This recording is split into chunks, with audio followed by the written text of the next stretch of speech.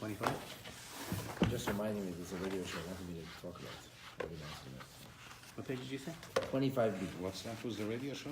No, there's this Jewish radio show I wanted it in New Jersey. I forgot about it. That's nice. Oh, 25B. 25B. We were on 25A last time. We were on 25B last time. No? Where are we? That's where the red string is. Very good. So in our last class, we just turned the page. We are in the midst of analyzing a new Mishnah. And the next statement of the Mishnah, just to make it a little bit easier for everybody, you can look back at the Mishnah. You go to page 24b, and the Mishnah began its discussion with Ein Madlikin. Here's things we do not kindle the Shabbat candles with. And the first thing we said we don't use is Shemen Sreifa. On the last page has been a discussion on Shemen Sreifa, and the emphasis was Shemen Sreifa be Yom Tov. Don't use Shemen Sreifa on Yom Tov, and that was lots to discuss. The next statement is Rabbi Shmuel Eimer. Rabbi Shmuel says, "A madlikin be'itron." We should not kindle. Our Shabbat candles is something called itron, and the reason is mipnei kavod haShabbos. How do you translate Itron? How do you translate itron? I don't know what the translation for itron is. I don't know if anybody knows with certainty. It appears that in antiquity they used to make a certain fuel from the residuals of pitch or tar. There was this like clear fluid, clear kind of flammable or liquid. It's called naphtha. It's called naphtha. Or something like that. Yeah. Naphtha? It comes from plant. It comes from evergreen tree. I don't know if this comes from evergreen tree. There's actually a dispute about that. But according to most opinions, the itron is a byproduct of pitch, of tar. And tar does not smell very nice. It's not a very pleasant thing. So the fuel that comes from this tar doesn't smell very pleasant either. And that's what- Kerosene oil. You want to call it kerosene oil, that's fine. Whatever makes you feel good. I don't know what the exact translation is. I don't know if anybody can translate it with certainty. The point here is not going to be to translate itron precisely. The point here is going It to be to smells bad. understand You know, shouldn't what eat it for Shabbos. Exactly. Thank you. It's not about what itron is. It's what itron represents. There can be a number of itron-like things. The point would be something which has a foul smell. Mm-hmm. So you have fuel, you get light, but you get a foul smell. Does that work for Shabbat? Is the emphasis on seeing where you're going? And if the emphasis is on seeing where you're going, who cares what it smells like? At least you didn't trip. At least you didn't fall. You saw where you were going. Then again, is there something more to the Shabbat candles? This is the question. And because that's the question, you have that plugged in, you have that. Does that mean nobody was hearing a word we said? Take it ahead. Can you hear better? So the next statement of the Mishnah was, Rabbi Shmuel said, "Emadlikim be'itron," and the reason we should not light with itron is why? The Mishnah gives us a reason, mipnei, because of, or literally from before, kvod Shabbat, the honor of Shabbat. So the Gemara does something very interesting here. The Gemara says, "My timer." What is the reason that you can't kindle Shabbat candles with itron? My timer. What's the reason? What do you know is the reason? The Mishnah said what the reason is. The reason is because it has a foul smell. That's the reason. What is the Gemara asking? But the Gemara asks, my timer, what's the reason? And the Gemara answers, Amar Rava, mitoich sherei chayra, because it has a foul smell. Well, that's not a good enough reason. That's not a good enough reason, because if it had a foul smell, you can still see where you're going. And if the challenge is darkness, not to be in darkness, smell or not, at least I see where I am. So therefore, Rava adds, it's not because it has a foul smell. Mitoich sherei chayra, by dint of the fact that it has, or as a resultant of its foul smell, gzeira, our sages introduced a ban on this material, shema yanicheno v'yetze, lest a person would up and leave as a result of the bad smell. Now, there's a lot to say about this. There's a lot to say about this because what prompted the Gemara to ask a question, what's the reason, when the Mishnah gave a reason? Most Mishnayos do not give reasons. Most of the Mishnayot are a collection of halacha. If you want to know what a Mishnah looks like, the system of Mishnah is case halacha, case halacha. Such is the case. What is the ruling? That's how Mishnayos look. And then the Gemara's job is say, okay, we need to understand this Mishnayos. Why is that the halacha? And the Gemara, one of the things the Gemara will do is give us the reasons behind the ruling. But here, unusually, very unusually, the Mishnah gives us a reason. We should say thank you. Oh, you got the reason. Thanks a lot. No, the Gemara says, yeah, I know you gave me a reason. But my timer, what's the reason for that? So our sages ask, like, how did the Gemara get tipped off to even ask this question? How did the Gemara know that the notion of a foul smell would be dishonoring Shabbat? Which, incidentally, is perfectly logical. It's perfectly logical to suggest that something that has a foul smell would not be in honor for the Shabbat. It'll turn you off from Shabbat. It will turn you off from Shabbat. Exactly. It wouldn't be an honor. So why did the Gemara ask the question? The Gemara introduces this business that the reason for the ban is because maybe people will up and leave. They won't stick around. But Pnei Kvod Shabbat is literal. It's an act of shame. It's Disrespect for Shabbos. I'm sorry? An act of disrespect for It's an act of disrespect for Shabbos. Now, in fairness, Ken, I think it's important for us to understand that when the halacha will talk to us about things we can and can't do, oftentimes the halacha is taking into consideration the most extenuating of circumstances. So we may not be using itran because we want to use itran. We may be using itran because we have no choice. Zu gesund. And then the question would be, if we have no choice, should we use it anyway? Or, if I have a choice, but it's a tough choice, and it's going to be very difficult for me to get something that smells nice, but at least there's flames burning. So if it's the last choice, use it? Well, this itself is a question. So the question is which takes, Madlikin. the question is which takes precedence, the light or the smell? Well, nowhere. the light of Shabbos. You're asking what takes precedence, light or smell, but let's clarify for a moment. No, in that case. Well, let me just stop for a moment. Nowhere in the Torah does it obligate us to make sure that Shabbat smells nice. There's no mitzvah in the Torah to make an aromatic Shabbat. Shabbat has smells. The cooking soup is chicken. The chicken soup is cooking, and there's a smell of Shabbat. You come to a house where people keep Shabbat, and I can tell you two things that are almost guaranteed with certainty. Number one, people are in a rush. And number two, there's a smell of Shabbat. That's how it is. It doesn't matter if Shabbat comes in 7 o'clock, 8 o'clock, 9 o'clock, 4 o'clock in the afternoon, is the same thing. Whenever you're going to come to the house, people are yelling and screaming, and everybody's tripping over each other, and they're rushing right before Shabbat, because it's just human nature. We're always in a rush before Shabbat. And the other thing is, you can bet your bottom dollar, if it's a home in which Shabbat is kept, you will know it's Friday night. You can smell it. But there's no mitzvah to be nervous before Shabbos, by the way. Mitzvah to be organized and come into Shabbos in a state of peace. It's actually something we should all aspire to. I don't know if many of us get there, but we should aspire to it. That's part of keeping Shabbat, incidentally, to welcome Shabbat in peace, not in angst, not in anxiety. I'm the last one to talk about this, but I'm just saying. Something I'm still trying to do. When I grow up someday, I'm going to be really good at this. But Shabbat does not have an obligation of creating aromas.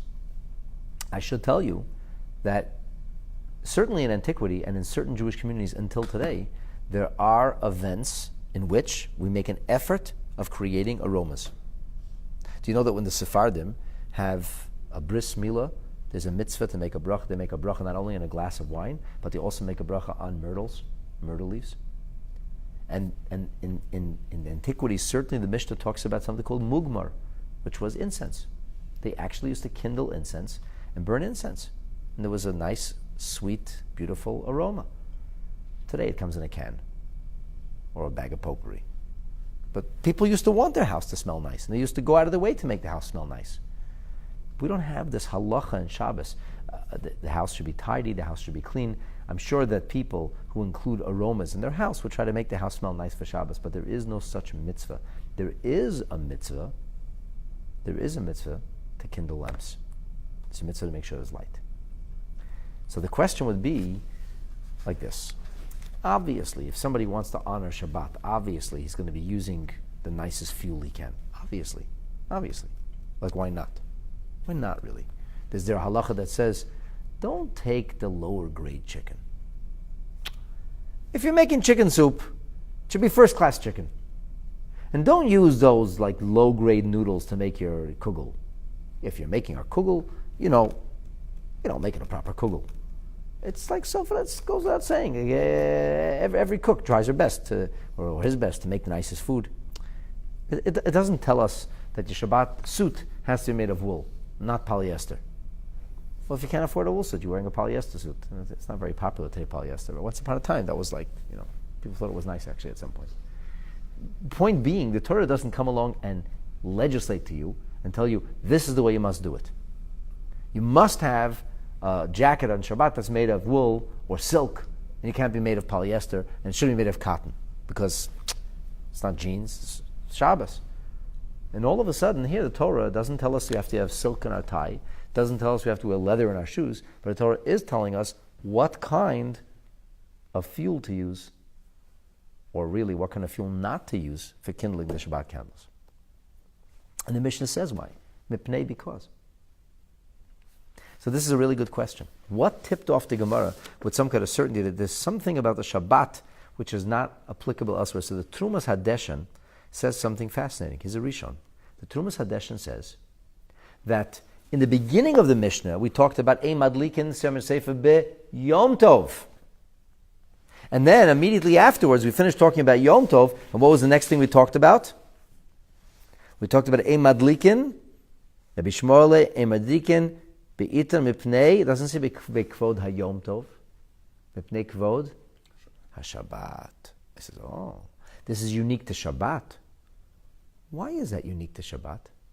The Trumas Hadesha maintains that the question of the Gemara is almost like, my taima, what's the reason that on Shabbat we were concerned, and we weren't concerned with the Yom Tov? I want to tell you something. The Itron does not necessarily smell horrible. It's not an awful smell. It's probably not much worse than when people go camping, and people even go camping when it's cold, and they have a kerosene lamp burning. And kerosene does not smell very pleasant. And they probably wouldn't use kerosene in their own home. But when you're camping, that's what you're doing. So there's this business that, people use fuel. You do what you got to do. It smells of gas. What are you going to do? Gas is not pleasant. But here was an emphasis that no, for Shabbat we shouldn't do this. Why shouldn't we do it for Shabbat?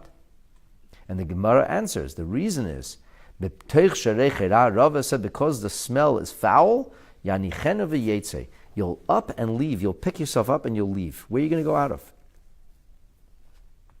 You're going to go away from the table where you're supposed to be eating your Shabbat dinner. We know it's a mitzvah to eat Shabbat dinner. You're going to leave the table. Amar le Abaya. So Abaya says to Rava, V'yetze. As they say in Yiddish, Geh Gesundheit. You want to go, go.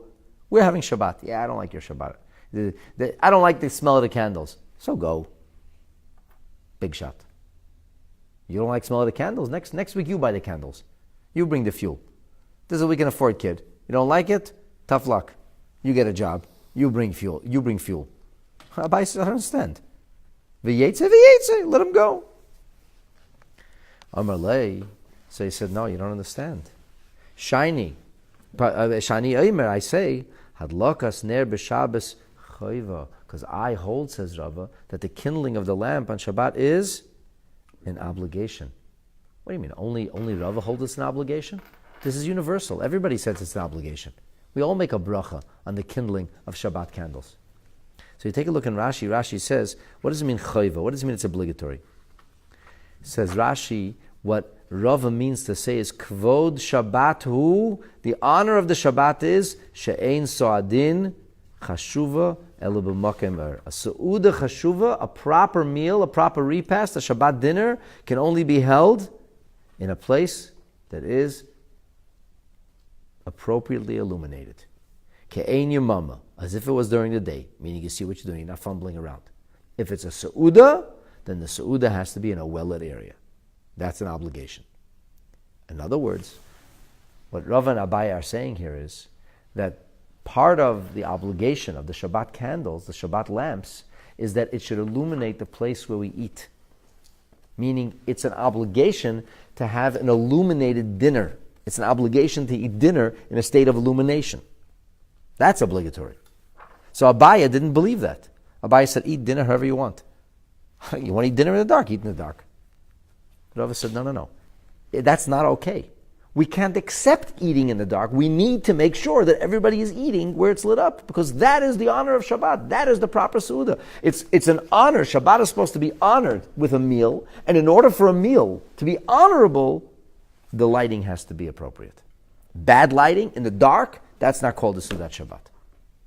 And because of this, Rava says, if people will get up from the table and leave and finish their soup in the back porch because it's smelling, because there's a foul aroma, then we don't have Sudat Shabbat. Not only don't we have Shabbat candles, we don't have Sudat Shabbat. That's an issue. That's a problem. Let me give you a little background so you can understand and appreciate where the Gemara is coming from. You know, in today's day and age, we light Shabbat candles, but perhaps one could argue very differently from the way our ancestors lit Shabbat candles. What's the big difference? The Gemara says that the reason you should have Shabbat candles is shelo yikashel be'etzu be'evan, so that you will not stumble on wood or stone. When did all that change? Electricity. You see, there was people, heretical Jews, long lost to the Jewish people. They believed that on Shabbat you're not allowed to kindle a fire.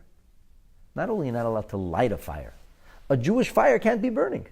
Before Shabbat, all fires have to be extinguished. They said, there should be no fire burning anywhere in your camps. So what was Shabbat like for them? A day of gloom, a day of darkness. It was okay when the sun was setting, but when the sun set and it was dark, they were frozen, pitch black. So our Chachamim came along and said, you have it all wrong.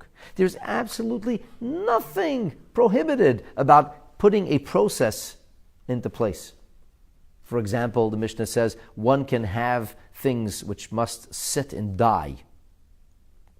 Right? Like wool that has to sit and die and absorb the dye, and it takes a few days for it to absorb the dye. You can place it in the dye, in the vats, before Shabbat, and it sits there over Shabbat. When did it die?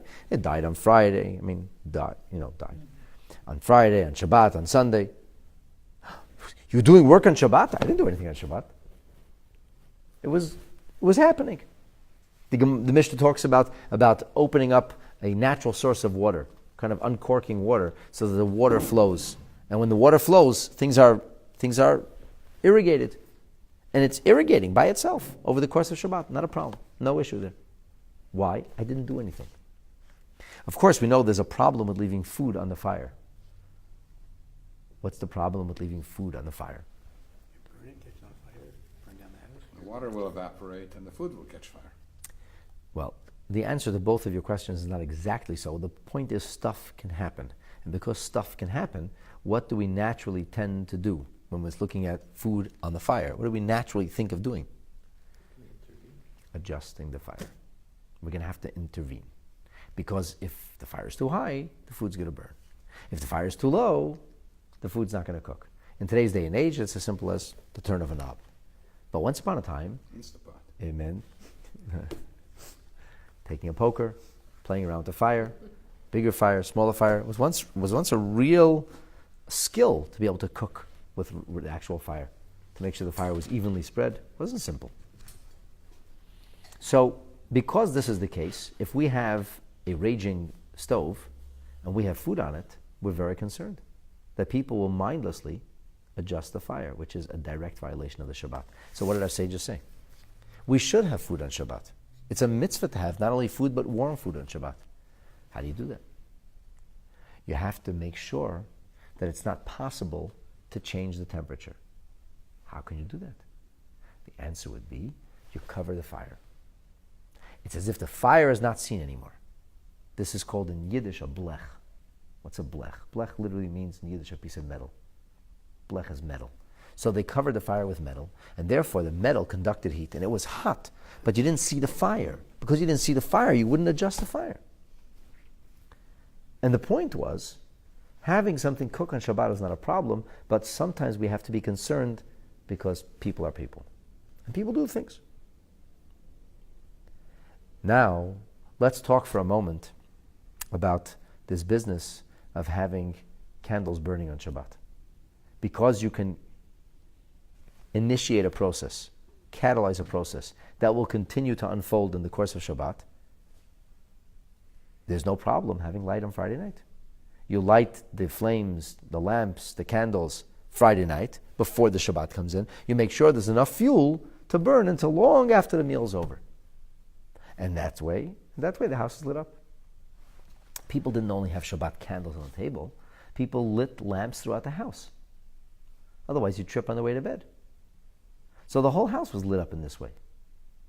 And then came something called electricity. And then came the light bulb. And this changed all variables, because now people could leave lights on. We didn't need to kindle lights anymore. This placed a huge spoke in the wheels of the tradition of lighting Shabbat candles. Some question, should we even light Shabbat candles anymore? Should we even make a blessing over these Shabbat candles? The function and purpose of the Shabbat candles has now, by and large, ceased. It's been rendered moot, unnecessary, superfluous. So why do we light Shabbat candles? Maybe different than our great-grandmothers lit Shabbat candles. We light Shabbat candles today because not only do we need light, but the candles add ambience. You come to a wedding, a beautiful gala. What's on the table? There's candles. There's something about candles. With all of the electricity and all of the shimmering plastic we produce, there's still something about real candles. And there's certain elegance, there's certain honor, there's certain dignity that real fire exudes. And because of this, our sages ordained that we should honor the Shabbat by lighting candles. So is that not Do you know, to the smell and the ambience? I'll get there in a minute. Do you know that there's a big difference between Sephardim and Ashkenazim, at least there was once upon a time, with lighting Shabbat candles. In the Sephardic lands, for the most part, the Shabbat candles would be lit by one person. So let's say the matron of the home or the matriarch of the home would light the candles. The daughters-in-law or daughters would come to their parents. They wouldn't make a bracha. They wouldn't light candles. Only the matriarch would light the candles. Why? Because you need candles. Somebody lit candles. Whoever's in the house lit the candles. The house is now lit up. In the world of Ashkenaz, in the world of Alsace-Lorraine, Germany, Czechoslovakia, maybe even at some point already Lithuania, Jews are living there 700 years. Eventually, a very interesting practice developed where not only the mother would light the Shabbat candles, but also some of the girls would light Shabbat candles. The married woman certainly would light Shabbat candles. They would make a bracha. And how did this divergence of practice emerge? The Bet Yosef says the mother should make the bracha. The Ramah says, no, whoever makes a bracha should make brachas.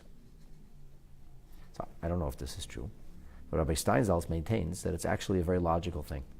He says because Europe is in the higher latitudinal lines, so because it's a higher latitudinally, what happens is Shabbat comes in later.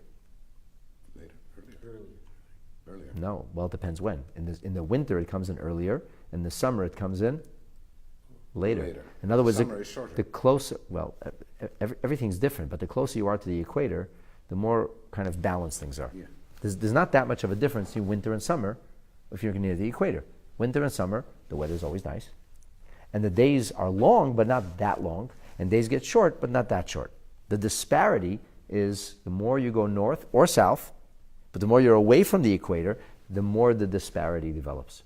Of course, if you live like Scandinavia, Shabbos can come in at midnight or at like 2 o'clock in the afternoon. So because of this, it became common practice,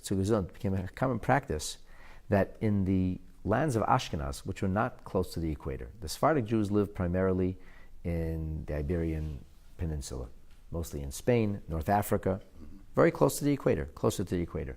And because they were close to the equator, so Shabbat came in when Shabbat came in. But the further north the other Jewish communities were living, the more of a challenge they were having with Friday nights, where Friday night was coming in 9 o'clock, 10 o'clock at night. So what's the solution? The solution was they brought in the Shabbat earlier. If you bring the Shabbat in earlier, and you're allowed to do this, there's a halachic timeline called Plag HaMincha, and we've talked about this many times in these classes. I don't remember which class, but if you Google it around, you'll find it. This notion of Plag HaMincha, which is the last hour and some, approximately hour and 3/4 of the day. So Plag HaMincha, from there onward, last hour and quarter of the day, that's where you can officially accept the Shabbat. Right? Every day divides into an equal 12 parts. The equal 12 parts divides into 2 halves. 1 half is morning, 1 half is afternoon. The afternoon divides into 3 parts, the last quarter, and those 3 parts can be divided in half, which gives you a part and a half. And that means at a time in the spring or fall, when everything's exactly, the equinox is exactly, what happens? It's an hour and a half, exactly an hour and a half. So that's the Plag HaMincha. That's called the halving, the division of the last period called Mincha, which is last part of the day. And from that point and onward, there's an opinion that's already evening. But in the winter time, in the winter time, it becomes a shorter span. That's absolutely correct. Quarter part is nobody was taking Shabbos at 2 o'clock in the afternoon when you could take it in at 3:30. Yes, granted. However, people in the summer were always taking in Shabbos early. And because they were taking in Shabbos early, and because it wasn't just an hour and a half, because the summer days were 15 hours long, or almost 16 hours long sometimes, what happened is it was much more like 2 hours, or over 2 hours. Therefore, you'd go to shul, you'd finish davening, you'd come home, you'd make kiddush, you have your home meal, and it still wasn't dark outside. So the candles on the table, or the candles in the house that were burning, certainly on the table, what were those candles there for? They didn't illuminate dinner. They didn't illuminate dinner because dinner was during the day. Or dinner was at a time when there was still natural illumination. So what were the candles doing on the table? Just a reminder that you took It Shabbat. created ambiance. It created ambiance. So Rabbi Steinsaltz claims that's why in the Ashkenazic lands, the psak, the halacha, was not so much with the emphasis on the functional side of the Shabbat candles, but rather on the ambiance of the Shabbat candles. And of course, there's people ask the question, so why did the Rebbe say little girls should light candles? And it wasn't something that was seen once upon a time? To one particular person who said, how could I change my custom? The Rebbe kind of intimated, your custom changed with everything else. He said, your grandmother didn't wear makeup, and she didn't go to the movies, and she didn't read books, and you do all those things. So if things got darker, you have to make things brighter. When there's more alien influences, it's more important to bring more spiritual influence. And therefore, if a small child is now involved in everything under the sun, certainly the small little girl should be involved in lighting Shabbat candles. In fact, the Rebbe related, there was a story that he was aware of firsthand, of a rabbi who was vociferously against the Rebbe's campaign until something happened in his own house. His wife lit the candles, and his daughter used to run off to her room, and she'd scamper off to her bedroom every Friday evening till dad came home. And one time, the father came home, the rabbi said to the Rebbetzin, where's our daughter? She said, I don't know, she scampers off to her room. So he went to check and see what she was doing in the room. And what was she doing? Watching TV. Worse, she was doing homework. She was writing and erasing. And he said, what are you doing? And she said, you didn't make Kiddush yet. In her mind, when Dad makes Kiddush, Shabbos comes. He sent an apology to the Rebbe, and the next Shabbos, his daughter began lighting candles. The Rebbe understood that as things change, we need to change. Not chas v'shalom, a violation of Torah. This is the keeping of Torah. To add that more light should be brought into the house, and that even to understand that you can empower even a small child with the ability to bring in light. And a small child knows that she can bring the Shabbat in. She doesn't need to be a mother. She doesn't need to be a married woman. She doesn't need to be a teenager, even a bat mitzvah. She should be a little girl. Think about the message that it brings to a child. When a child is told, you can bring light into the world. You have the power to usher the Shabbat in. Think about the empowerment. Think about how it elevates and transforms the perspective of a small child. And Ezra's the child was leading the fire bring in there for a few minutes. Apropos, correct? So when my grandson wants to light with me, it's okay too. Well, since it's a minig that the boys light, I mean, the boys make Kiddush and the girls light, he should make Kiddush. We're not supposed to deviate. The gender lines in Torah are sharply drawn. That doesn't mean if there's no man that a woman has to make Kiddush. If there's no woman, a man has to light the candles. But as a rule, when there's men and women, so the roles are divided. The woman's job is to bring light into the world, and the man's job is to sanctify, to recite Kiddush. Should your grandson recite Kiddush? Most definitely. Most definitely. My boys always recited Kiddush when they were like 3 years old. They could recite Kiddush, they made Kiddush on grape juice. So, huh? You have to Well, I don't know who's watching out there. That crazy rabbi gives wine to his little children to drink.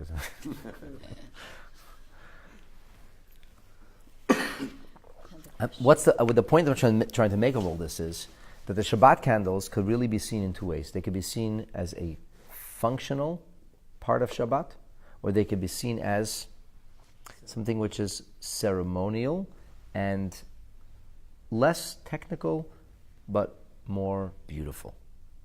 They don't only serve a technical function, but they serve the function of beauty. It's like style does not serve a function. If you're wearing a nice coat or an ugly coat, it doesn't make you any warmer, but you feel better about it. There are different pieces of furniture in the house. Some of them are needed. You need a chair to sit in. You don't need the filigree on the chair, but it feels a little nicer if it's a nice chair. So both, life is full of substance and style. You need substance, but you need style also, and flair. So the question is, were the Shabbat candles just about the substance of light, that this shouldn't trip? Or was there more to it? Was there a certain holy style and a certain elegance that was ushered in through the candlelight? And we're hearing from Rava that not only is there elegance that's ushered in, but that elegance is supposed to be attached to the Shabbat meal. And because it should be attached to the Shabbat meal, he says a meal without elegance is not a meal. Do you know that satiation comes in part from presentation of the food? So one of the Mefarshim says that blind people are never really satisfied. I didn't have a chance to Google that. We should never find that or know. But presentation makes a difference. If the food looks good, somehow it tastes better and somehow you feel better. Really fancy cuisine is a smaller amount of food. They use smaller quantity. Huge plates. And very big plates. But there's a science behind it. People actually don't walk away hungry. Very, very simple food, fast food. People eat enormous amounts of it, and there's no elegance to it. But when food is beautifully presented, less food, more tasty food, somehow fills us in a more effective fashion. Just order a few more plates. Huh? Just order a few more plates. I think it's more than just the plates. It's not just the plating, not the plates. And therefore, when it comes to Shabbat, if we're going to honor Shabbat with a beautiful meal, and everybody understands that the food should taste good, not bad. So if the food should taste good on Shabbat, it should look good also. And if it's not going to be lit up, you won't see if it looks good. Should it be on the table? It should be within eye shot.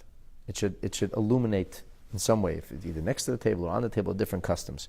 It seems once upon a time people used to hang, like the chandelier, the Shabbat chandelier was the Shabbat candles. So there are different customs, but certainly it is a common custom to have it on the table. It's certainly the case. But some people put it right next to the table. At any rate, it should be within. It should be gracing the room, and that's why people put it on the table, though, for these exact reasons. And the point, of course, that we're making now is extremely profound. This is not when you start learning this Gemara. It's like, oh boy, what does the Gemara want from us? Gemara gets an halacha and a ruling, and the Gemara, oh no, my time. No, the Gemara actually is uncovering something extremely deep and meaningful here. What's this business of how did aroma become part of Shabbat candles? Smell has nothing to do with Shabbat candles. Shabbat candles is about seeing. What smell has to do with it? Because you're having dinner rather than Shabbat candle. Because you're having dinner. So it's not just about seeing where you're going. It's not just about not tripping on the way. It's about sitting at a table. Sitting at a table, you want it to smell nice. Because if it doesn't smell nice, people leave the table. If the table isn't a comfortable place to be, where do all the kids end up going? The family room, where it's comfortable to be. So we should try to make it comfortable. We should try to do things to make our children want to be at the table. So why not fragrant candles?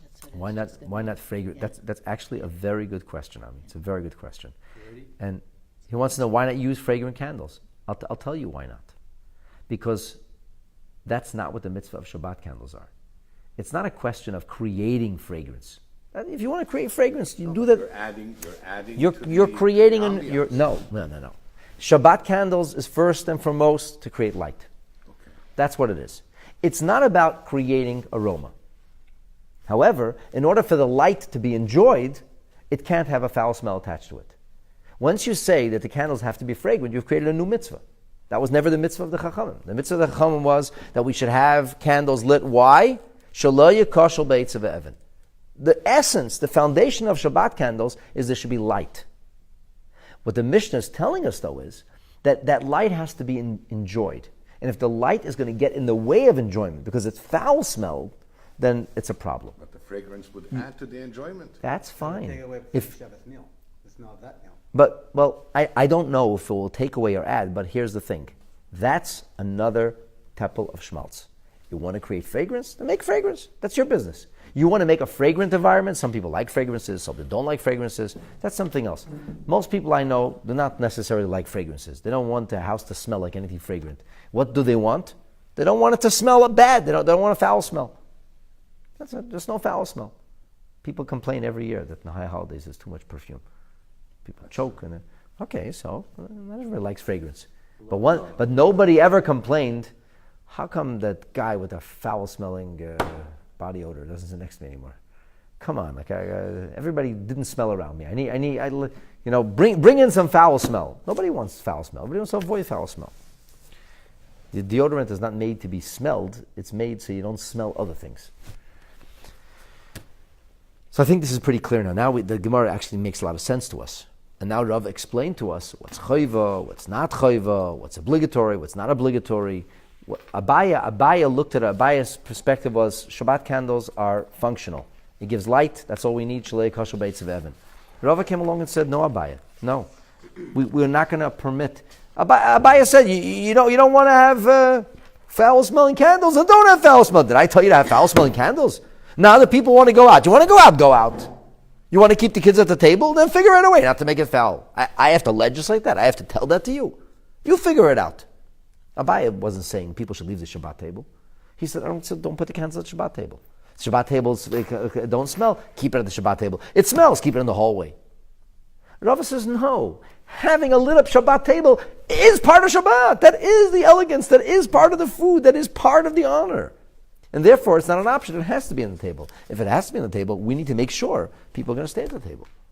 And if people are going to stay at the table, it's not going to work if it smells bad. And that's why the sages put a ban on this fuel that has foul aroma, foul smell.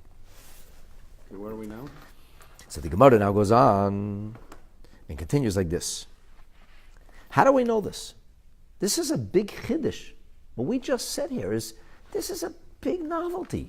Where did Rava get that from? Rava turns around to Abaya and he says something which we never heard before.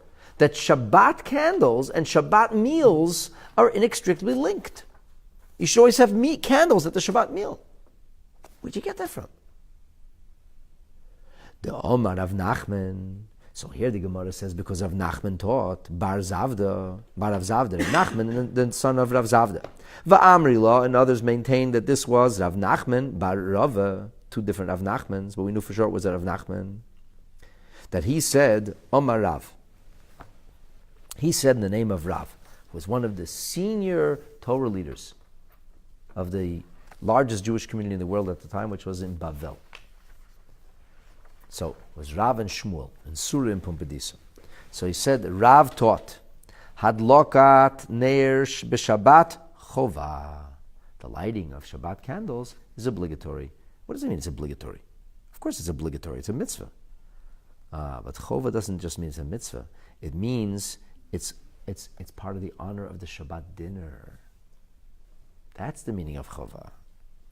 And Rav said, Rechitzas yadayim v'raglayim b'chamen, washing your hands and feet in warm water, which was the custom. People didn't bathe the way they bathed today, didn't have 2 showers a day, and to get warm water was a big deal.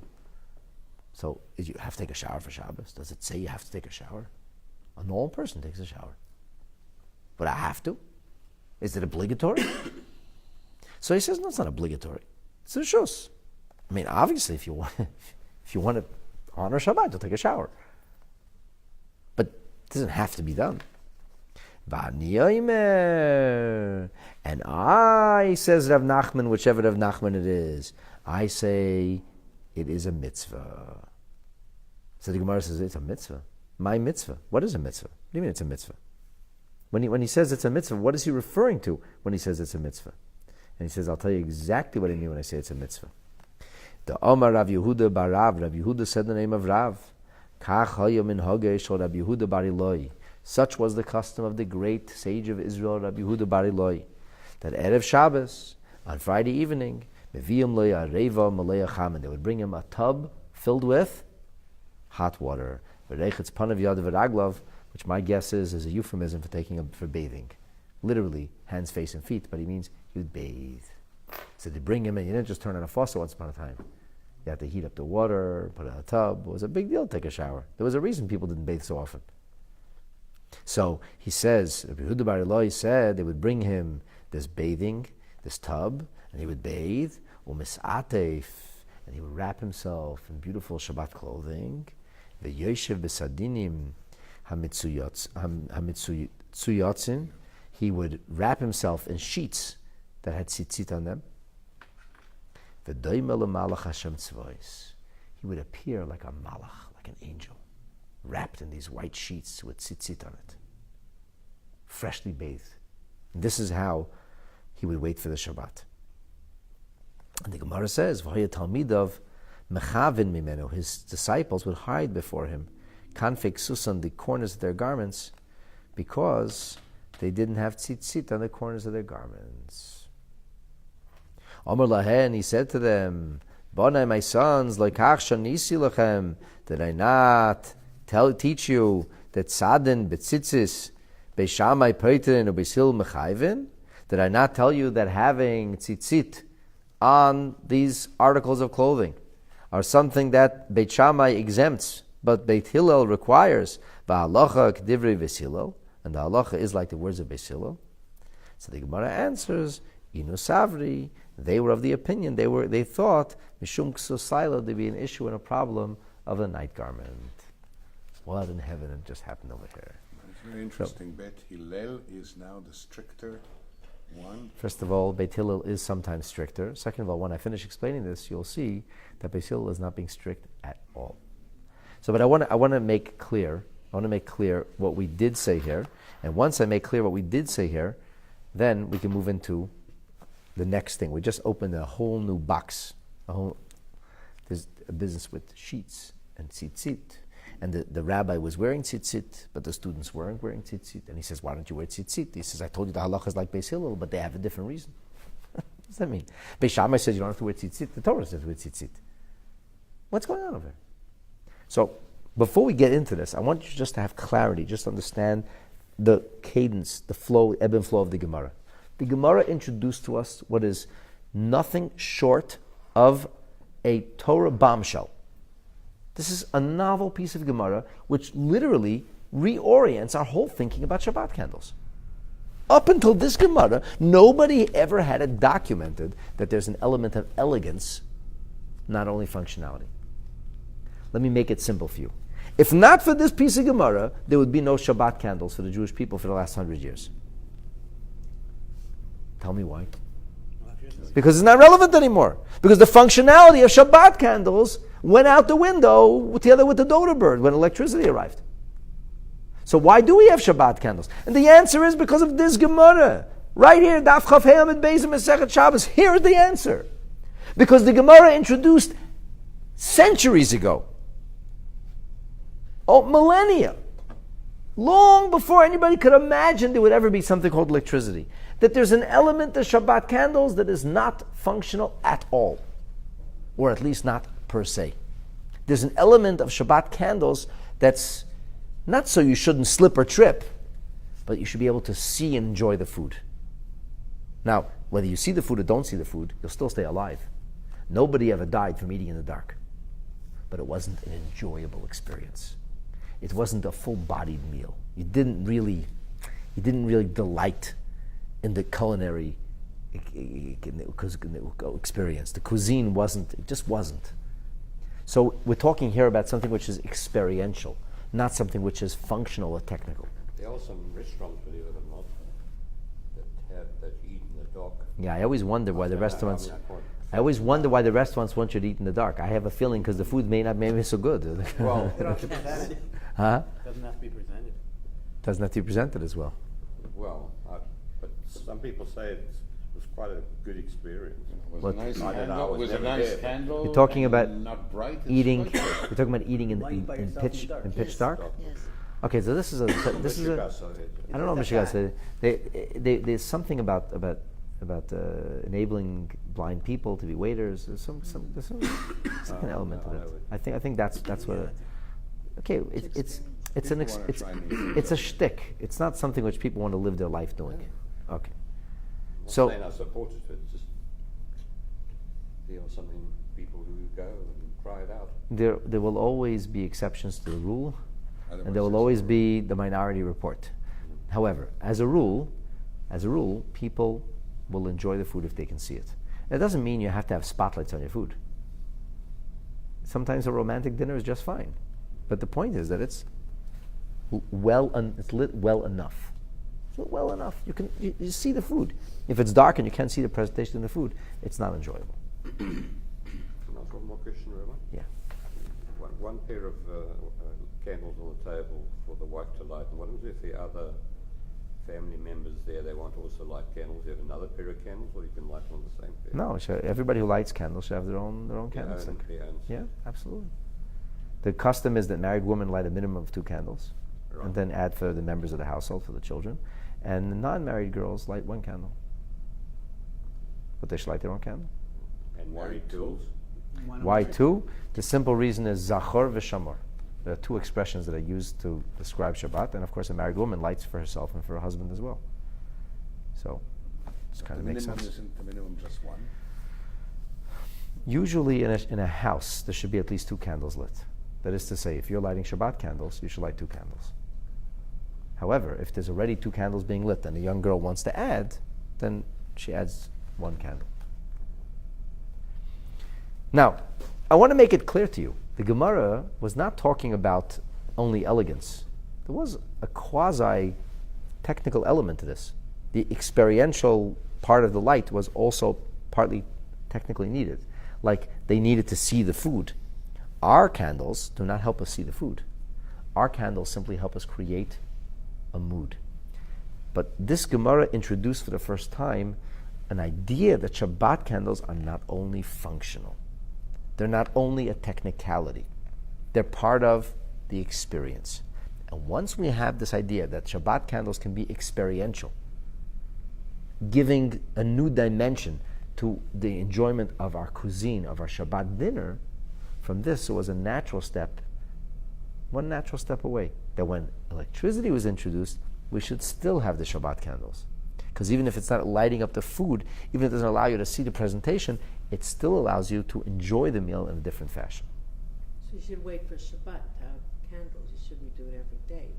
You should not do it every day, absolutely. Some people do, Have candlelit dinners every day? not every day, but more often than just Shabbat, just to keep We, it special. You should keep Torah it for Jews don't Shabbat. do these things like this. Like, Yeah. Hasidim celebrate Yotes Kislev or whatever, Shchedesh Kislev, Hey Tevis, they want to have a special meal.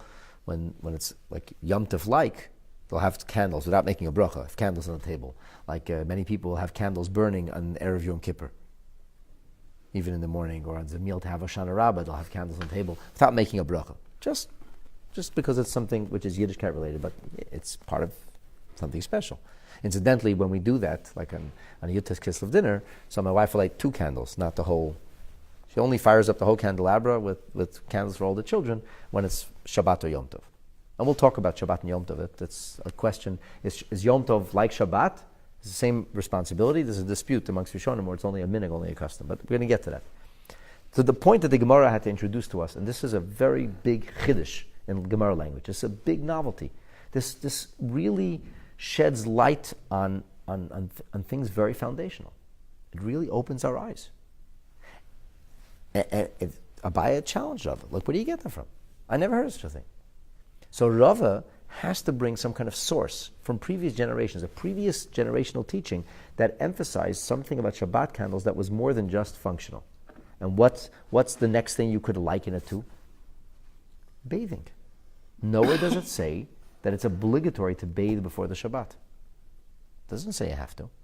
Most people don't bathe before dinner necessarily. But if they're going to a wedding, usually take a shower. If they're going to some very special event.